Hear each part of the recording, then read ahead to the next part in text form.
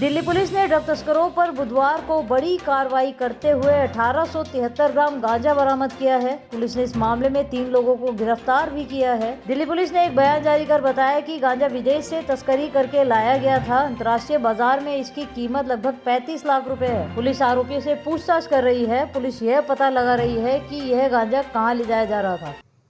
Crime branch की IGIS की जो टीम है, इसने एक इंटरेस्टिंग केस का खुलासा किया है। इसमें 1873 ग्राम यानी लगभग 1.25 किलो गांजा सीज हुआ है। तो गांजे की अगर खेप देखें तो उस हिसाब से ये कोई बहुत बड़ी खेप नहीं कही जाएगी, लेकिन ये इम्पोर्टेड गांजा है और इसकी कीमत लगभग 40 लाख के आसपास है। और इसको जो मंगाने का तरीका है, जो इसका सोर्स ऑफ सप्लाई है, उसकी वजह से ये एक इम्पॉर्टेंट केस बन जाता है। इसलिए आज इसकी प्रेस कॉन्फ्रेंस की जा रही है। इसमें 3 लोगों को अरेस्ट किया गया है। एक का नाम है करण, एक का प्रियांश और संजीव मिड्ढा। इसमें संजीव मिड्ढा का आपराधिक इतिहास भी रहा है।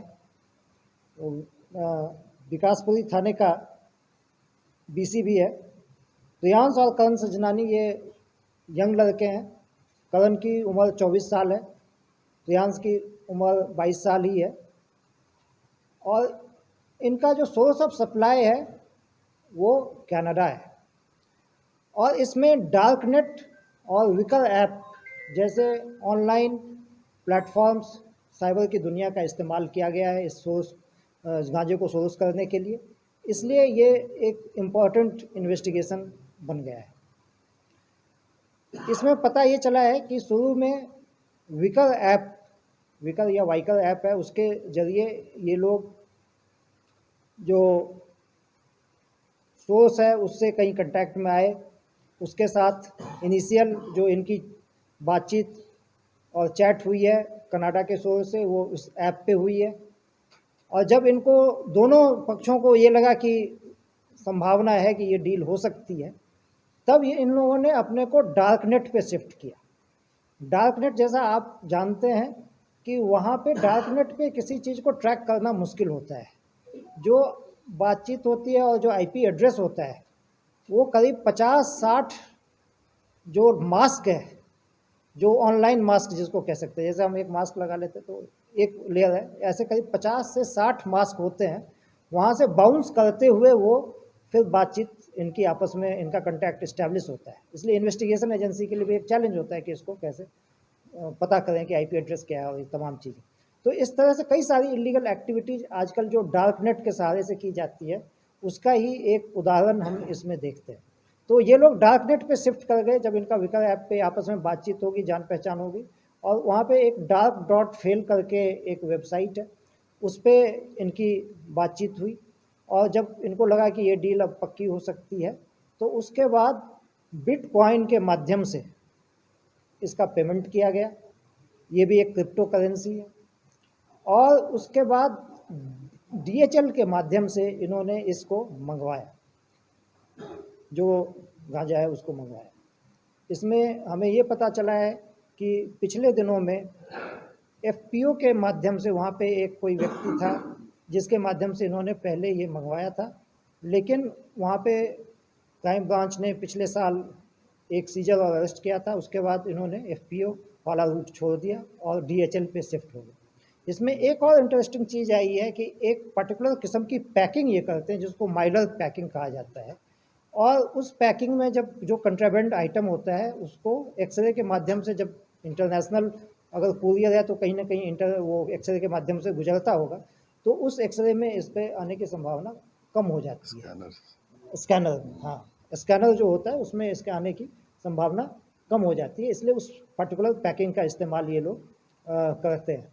तो ये इन्वेस्टिगेशन अभी आगे और चलेगी। इसमें कई चीज़ें हैं जो अभी हमें देखना है। क्रिप्टो करेंसी के थ्रू जो ट्रांसफ़र है, बाकी और कौन व्यक्ति हैं जो यहाँ पे रिसीव करते हैं इस पूरे, इनसे आगे जो 3 व्यक्ति हैं, आगे इनका बेचने का नेटवर्क क्या है, और पीछे जो सोर्स ऑफ सप्लाई है, उन तमाम चीज़ों पे अभी इन्वेस्टिगेशन की जानी है। लेकिन डार्क नेट के माध्यम से ड्रग सप्लाई का ये खुलासा करके एक बड़ी कामयाबी क्राइम ब्रांच की IGIS टीम ने हासिल की। आपका रोल क्या था, किस लिए मंगवाया? ज्यादातर के थ्रू अगर सिर्फ डीलिंग होती है तो बहुत मुश्किल होता है उसको ट्रैक कर पाना, क्योंकि तक पहुंचना कोई ऐसा अपने पास होता नहीं है। तो सर आप लोग कैसे पहुंचे, कहां से क्यों मिला, किस तरीके से पहुंचता है? ये एक कहीं से हमें सीक्रेट इन्फॉर्मेशन थी, उसके आधार पे फिर हम पेनिट्रेट कर पाए। अदरवाइज नॉर्मल तरीके से जाने में जैसा आप बता रहे हैं दिक्कत होती है। करण का प्रोफाइल क्या है, करण और प्रयास? ये 12th पास हैं दोनों, और जो संजीव मिड्ढा है वो तो मैंने बताया BC है। ये आपस में तीनों व्यक्ति पड़ोस में रहते थे किसी टाइम पे, और तब इनकी जान पहचान हुई। और संजीव मिड्ढा का चूँकि आपराधिक इतिहास रहा है, तो ये उसी का आइडिया था कि हम इस तरह की जो गांजे की खेप है वो मंगवाएं। मंगवाया पूछा सर, इसको क्या इन्हें बेचना था या? ये आगे बेचना था। दिल्ली में इनके डेफिनेट रिसीवर्स हैं, जैसे उनके नाम का खुलासा हम इसलिए नहीं कर रहे हैं क्योंकि अभी इन्वेस्टिगेशन उस पर चल रही है, और वो लोग आइडेंटिफाई हुए हैं और उनको हम लोग पकड़ेंगे। कितने दिनों से चल रहा था?